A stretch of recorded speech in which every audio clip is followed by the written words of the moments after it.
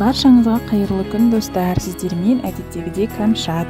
Бүгін сіздермен дәл осындай дәмді чак-чактың рецептісімен бөлісетін боламын. Алдымен менің каналыма тіркеліп, лайк басып, қоңыраша белгісін басуды ұмытпаңыздар.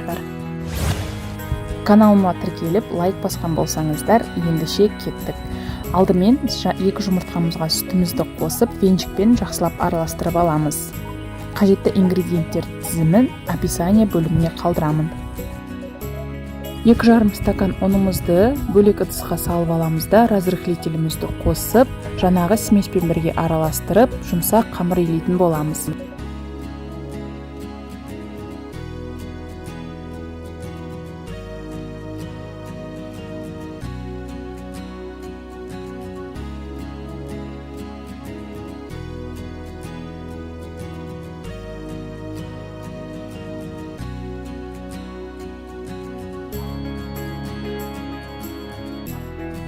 Қамырымыз дайын болды, жарты сағатқа бетін жауып қоямыз. Жарты сағаттан кейін дайын болған қамырларымызды 2 бөлікке немесе мен сияқты 3 бөлікке бөліп, жұқалап жаятын боламыз.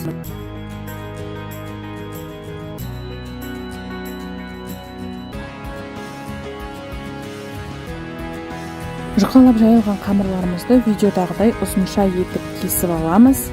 Ол уақытта майымызды газға қойып, қыздырып аламыз жақсылап. Сосын дайын болған қамырларымызды қызып тұрған майда араластыра отырып 5-10 минуттай қуырып аламыз.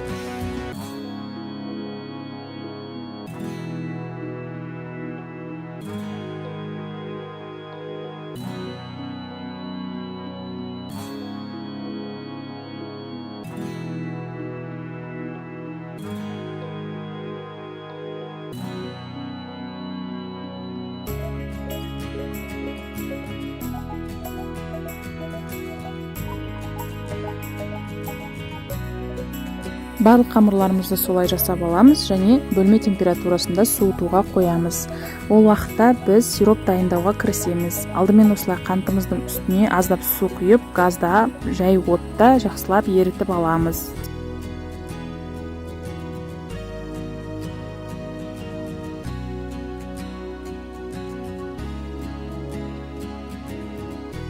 Екі-үш минут осылай газда ерітіп ұстағаннан кейін үстіне 2 ас қасық медымызды салып, тағда жақсылап араластыратын боламыз.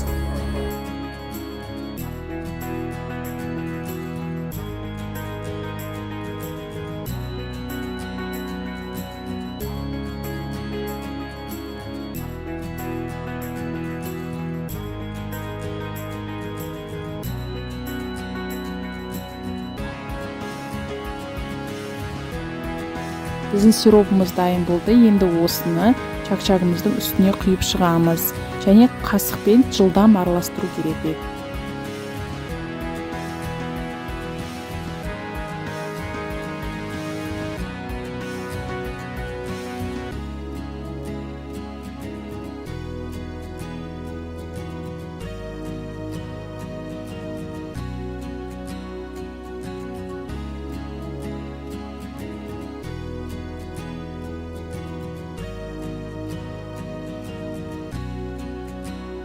Сироп жақсылап араласқаннан кейін осындай салафан пакетке немесе бір ыдысқа қатырсаңыздар болады. Мен осындай 2 салафан пакетке қатырып қойдым.